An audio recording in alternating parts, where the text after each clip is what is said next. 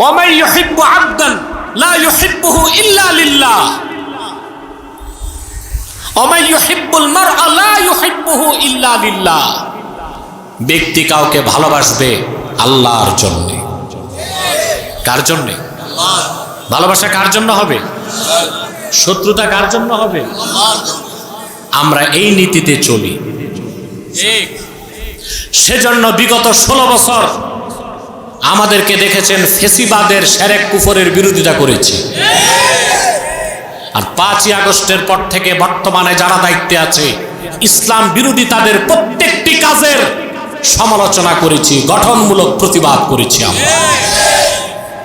কারণ আমাদের তো কোনো পলিটিক্যাল ইন্টেনশন নাই, আমরা যা বলবো দিনের স্বার্থে। ভালোবাসা কার জন্য? দুশ্মনী কার জন্য?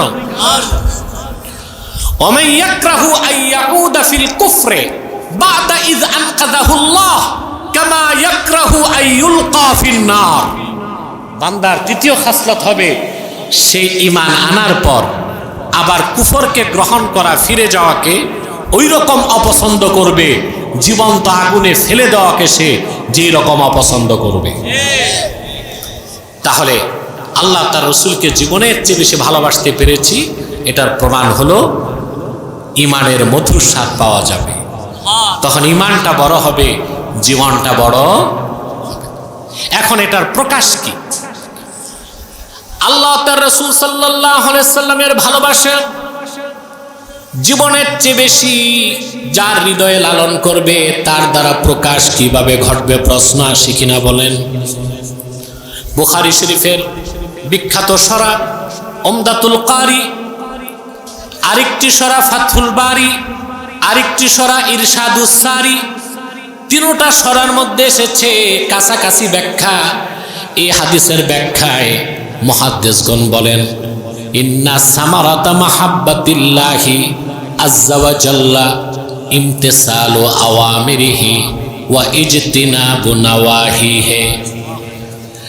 আল্লাহ তাআলাকে জীবনের চেয়ে বেশি ভালোবাসি, এটার প্রমাণ হচ্ছে বান্দা আল্লাহর সব হুকুমগুলো মানবে আর সব নিষেধগুলো ছাড়বে।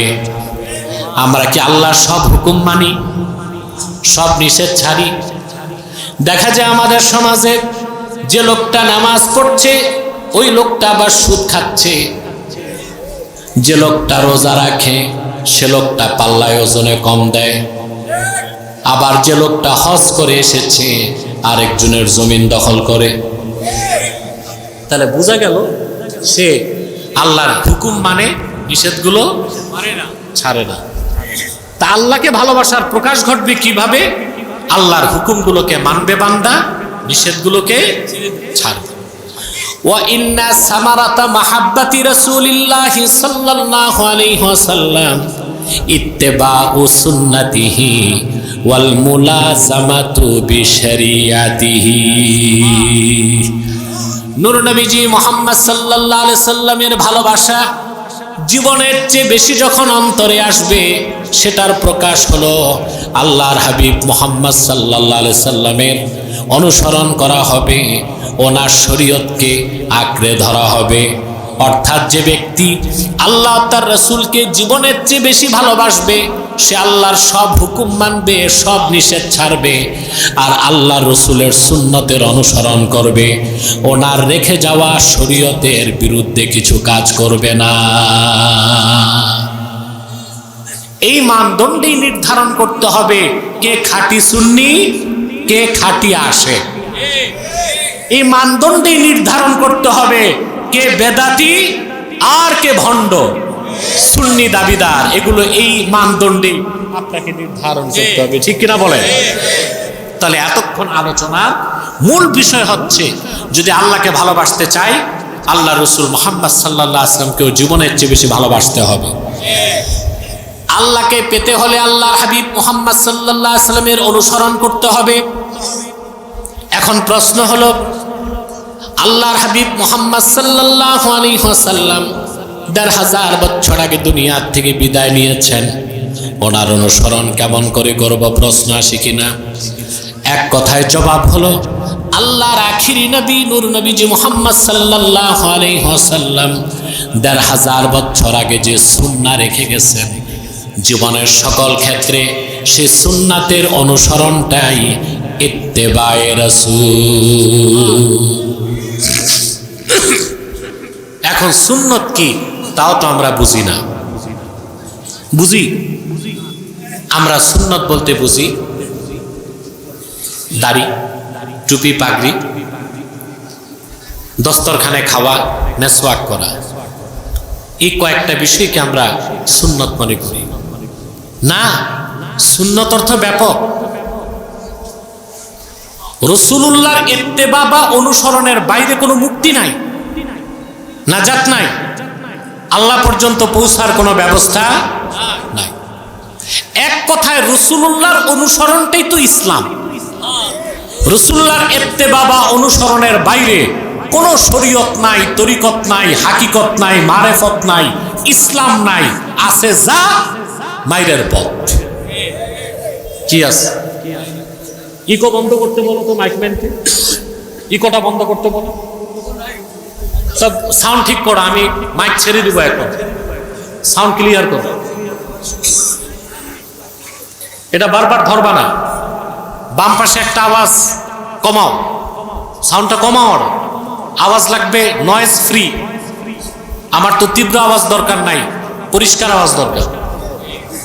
এটাই মাইকম্যানকে বোঝানো যায় না। এর কি ট্যাবলেট খাওয়াবো বলেন? প্যারাসিটামল হবে না।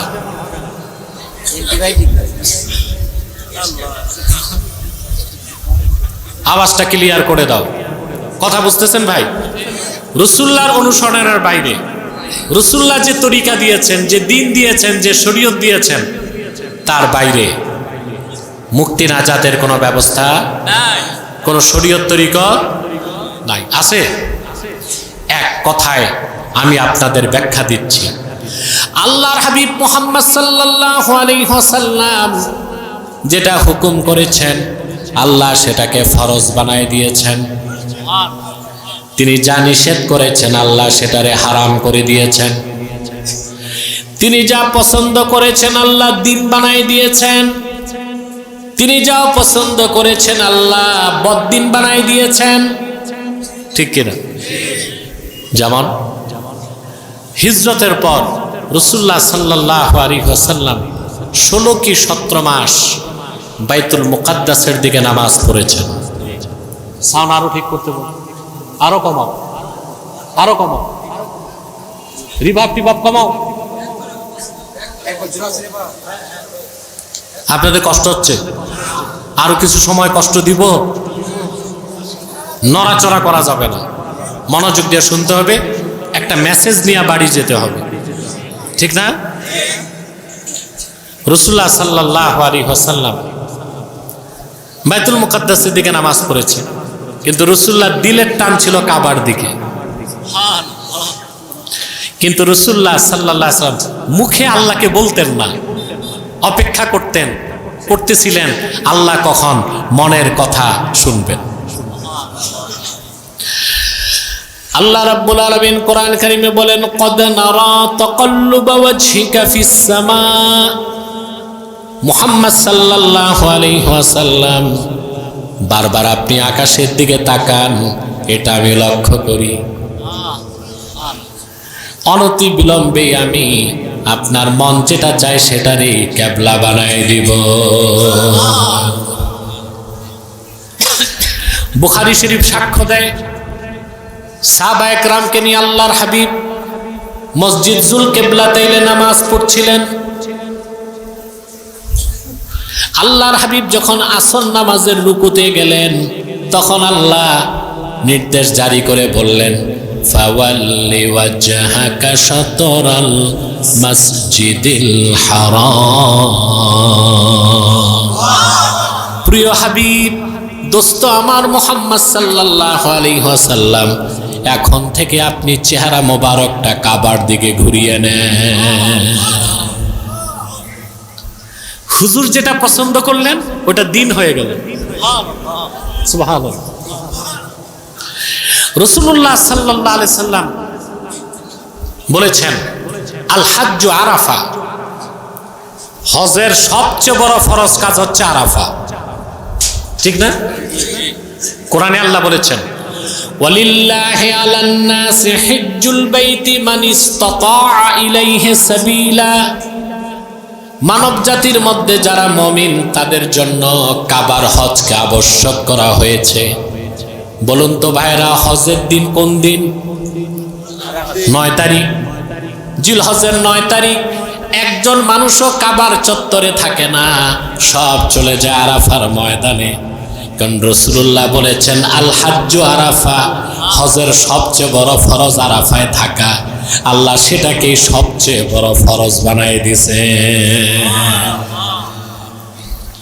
আল্লাহ রসুল যা হুকুম করছেন আল্লাহ ফরজ করে দিচ্ছেন, রসুল্লাহ যা নিষেধ করছেন আল্লাহ হারাম করে দিচ্ছেন, রসুল্লাহ যা পছন্দ করছেন আল্লাহ দিন বানায় দিচ্ছেন, রসুল্লাহ যা পছন্দ করছেন আল্লাহ বদ্দিন বানায় দিচ্ছেন। রসুল্লাহর অনুসরণটাই ইসলাম। ইহসান, ঈমান, শরিয়াত, তরিকাত, হাকিকাত, মারিফাত, এর বাইরে কোনো ইসলাম নাই, ঈমান নাই, ভেদ নাই, মারিফাত নাই, শরীয়ত নাই, কিচ্ছু নাই। যা আছে শিরক, কুফর, ভণ্ডামি।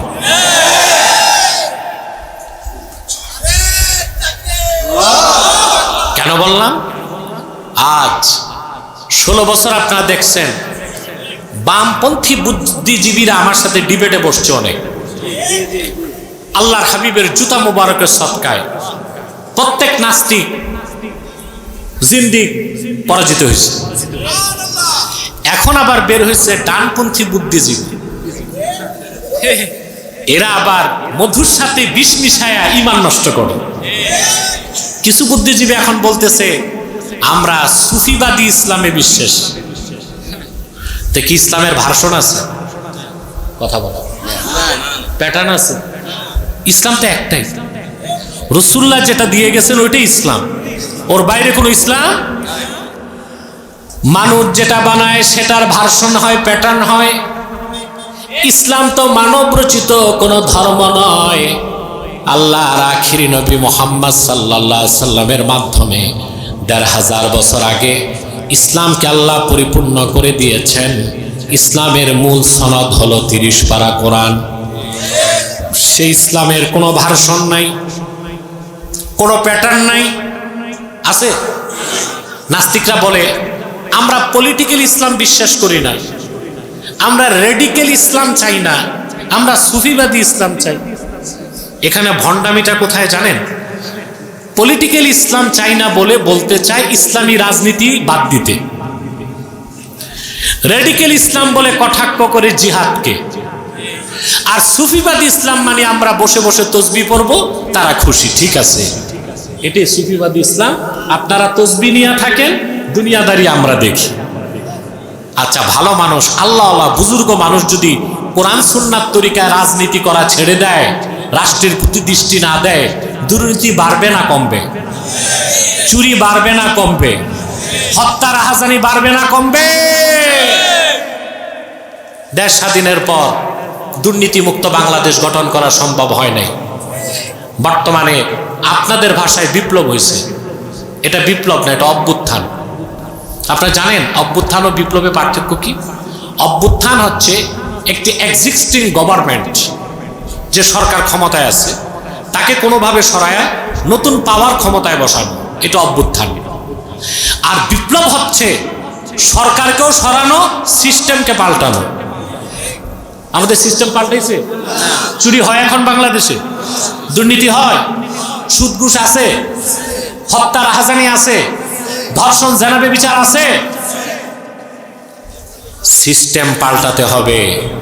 আর সেটা গণতন্ত্র, সমাজতন্ত্র, বহুত্ববাদ, সেকুলারিজম নয়। রাসূলুল্লাহ সাল্লাল্লাহু আলাইহি সাল্লাম ১৫০০ বছর আগে খোলাফায়ে রাশিদিনকে যে শিক্ষা দিয়ে গেছেন, সেই রাজনৈতিক আদর্শই পারে বাংলাদেশকে একটি সমৃদ্ধ, সুখী একটি ভূখণ্ডে পরিণত করে দিতে। এই বিশ্বাস আছে আমাদের। এই বিশ্বাস লালন করে মরে গেলেও সওয়াব পাবো। আজ বিশ্বাস লালন না করে সারাদিন নামাজ রোজা করি, মুমিন হিসেবে মৃত্যুর কোনো সম্ভাবনা থাকবে না। ইসলামী রাজনীতি যদি হয় খেলাফতের পদ্ধতিতে, সেটা পূর্ণাঙ্গ ইসলাম নয়, পূর্ণাঙ্গ ইসলামের অংশ। জিহাদ ফি সাবিলিল্লাহ পূর্ণাঙ্গ ইসলাম নয়, পূর্ণাঙ্গ ইসলামের অংশ। তরিকত তাসাউফ ইলমে মারিফত পূর্ণাঙ্গ ইসলাম নয়, পূর্ণাঙ্গ ইসলামের অংশ। ইসলামের কোনো ভাগ নাই, ইসলামের কোনো ভার্সন নাই, ইসলামের কোনো প্যাটার্ন নাই। মুহাম্মদ সাল্লাল্লাহু আলাইহি ওয়াসাল্লাম ১৫০০ বছর আগে আল্লাহর পক্ষ থেকে যে পূর্ণাঙ্গ জীবন বিধান দিয়ে গেছেন সেটা পরিপূর্ণ, তার নাম দ্বীন ইসলাম। রাসূলুল্লাহর অনুসরণের বাইরে কোনো ইসলাম নাই। আমাদের ডানপন্থী বুদ্ধিজীবী যারা, তাদের স্লোগান খুব সুন্দর, বলে no east no west, Islam is the best. এখানে এই কথার মধ্যে একটু ফাঁকি আছে। কি আছে? পূবে না পশ্চিমে না, ইসলাম হচ্ছে সর্বশ্রেষ্ঠ, এতটুকু বললে হবে না। Islam is the best, Islam is the last, Islam is fully completed by almighty Allah. ইসলামই সর্বশ্রেষ্ঠ, ইসলামই পরিপূর্ণ, ইসলামই শেষ, ইসলামই চূড়ান্ত। ইসলাম হচ্ছে আল্লাহ কর্তৃক স্বীকৃত মনোনীত জীবন বিধান। এটা বলতে হবে, তাইলে আপনি মুসলিম। তাহলে আপনি কি? আল্লাহর ওলিগণ, অনেকে বুঝাতে চায় আল্লাহর ওলিগণ শুধু দাওয়াত দিয়েই দিন কায়েম করছে। আল্লাহর ওলিগণ যে শোড অফ জাস্টিস, জিহাদের ময়দানে তরবারি হাতে নিয়েছেন, তার সবচেয়ে বড় প্রমাণ সুলতান মাহমুদ বালখি মাহি সাওয়ার রহমতুল্লাহ। আজকে আসছে 440 হিজরিতে আসছে আফগানিস্তান হয়ে। ওনার বাবা ছিল বালখের বাদশাহ আফগানিস্তানে, খোরাসান অঞ্চলে, আফগান খোরাসান। বাবার রাজত্ব ত্যাগ করে দ্বীনের দাওয়াতে বের হয়ে গেলেন। ছোট্ট একটা মুজাহিদ বাহিনী নিয়ে আসলেন প্রথম সন্দ্বীপে। কোথায়? সন্দ্বীপ থেকে মৎস্য আকৃতির নৌকায় বসে এসেছেন এখানে, এই মহাস্তাগরে। রাজা ছিল পরশুরাম। হযরত মাহমুদ বালখি রহমতুল্লাহ কালেমার দাওয়াত দিলেন। দাওয়াত পেয়ে পরশুরামের স্ত্রী আর মন্ত্রী মুসলমান হয়ে গেছে। সে তো চিন্তায় পড়ে গেছে। সকালবেলা সুলতান মাহমুদ বালখিকে অবরোধ করলো, সে ঘেরাও করলো। ময়দানে যুদ্ধ হলো, যুদ্ধে পরশুরাম নিহত হলো। প্রায় 1000 বছর আগে সুলতান মাহমুদ বালখি বাংলার উত্তরাঞ্চলের রাজধানী, এটা আগে রাজধানী ছিল, এখন তো ঢাকা, এই পুণ্ডবর্ধন ইতিহাসে যেটাকে বলা হয়, এটা একসময় রাজধানী ছিল। উত্তরবঙ্গের এই মূল জায়গায় মহাস্তাগরে ইসলামের ঝান্ডাকে উড্ডীন করে দিয়েছে। দাওয়াতও লাগছে, শোড অফ জাস্টিস, ইনসাফের তরবারিও। হযরত শাহজালাল ইয়ামানি মুজাররদি, বুকে ছিল তার কোরআন, বগলে ছিল জায়নামাজ, হাতে ছিল ইনসাফের তরবারি। গৌর গোবিন্দ দিনের দাওয়াত নেয় নাই, যুদ্ধে এসেছে। তিনি তখন শোড অফ জাস্টিস, ইনসাফের তরবারি দিয়ে মুশরিকের বিষ দাঁত ভেঙে দিয়েছেন। বাংলার উত্তর পূর্বাঞ্চলে দ্বীনের ঝান্ডা তিনি উড্ডীন করে দিয়েছেন। ইসলামকে ভাগ করার সুযোগ, জিহাদ ইসলামের অংশ, দাওয়াত ইসলামের অংশ, তরিকত তাসাউফ ইলমে মারিফত ইসলামের অংশ, ইসলামী রাজনীতি ইসলামের অংশ। তাই বলি ইসলামকে বিভিন্ন ভার্সনে, প্যাটার্নে ভাগ করার সুযোগ নেই। আমি বুঝাতে পারতেছি? এক কথায় আল্লাহর হাবিব মুহাম্মদ সাল্লাল্লাহু আলাইহি ওয়াসাল্লামের ইত্তেবা বা অনুসরণটাই ইসলাম। আমার ভাইরা, সেজন্য আল্লাহ রাব্বুল আলামিন বলেছেন, কুল ইন কুনতুম তুহিব্বুনাল্লাহা ফাত্তাবিউনি ইউহিব্বুকুমুল্লাহ। মুহাম্মদ সাল্লাল্লাহু আলাইহি সাল্লাম, আপনি বলে দিন, যদি তোমরা আল্লাহকে ভালোবাসার দাবি করে থাকো, আমার অনুসরণ করো। সুবহানাল্লাহ। আল্লাহ তোমাদের ভালোবাসবেন, আল্লাহ তোমাদের জীবনের গুনাহ মাফ করে দিবেন। বলেন সুবহানাল্লাহ। এখন শিক্ষাটা কি নিব? শিক্ষা হচ্ছে ঈমান আনার পরে, আল্লাহর হাবিব মুহাম্মদ সাল্লাল্লাহু আলাইহি ওয়াসাল্লামের উম্মত হওয়ার পরে, খাঁটি মুমিন হতে হলে জীবনের সকল ক্ষেত্রে সুন্নাহের অনুসরণ করতে হবে। এখন সুন্নার ব্যাখ্যা লাগবে না? আমরা তো সুন্নাহ পালন করি ফজিলত অর্থে, দস্তরখানে খেলাম, মেসওয়াক করলাম, পাগড়ি মাথায় দিয়ে নামাজ পড়লাম, এই কয়েকটা বিষয়কে আমরা সুন্নত মনে করি না। সুন্নতকে বিশ্বাস করতে হবে নীতি হিসেবে, আর সুন্নতকে আমল করতে হবে হুকুম হিসেবে। কথাটা বোঝাতে পারি না? সুন্নতকে বিশ্বাস করতে হবে নীতি হিসেবে, আর সুন্নতকে আমল করতে হবে হুকুম হিসেবে, ফজিলত হিসেবে। আমি একটা উদাহরণ দিচ্ছি। এশার নামাজ আপনারা কয় রাকাত পড়েছেন? ফরজ কয় রাকাত?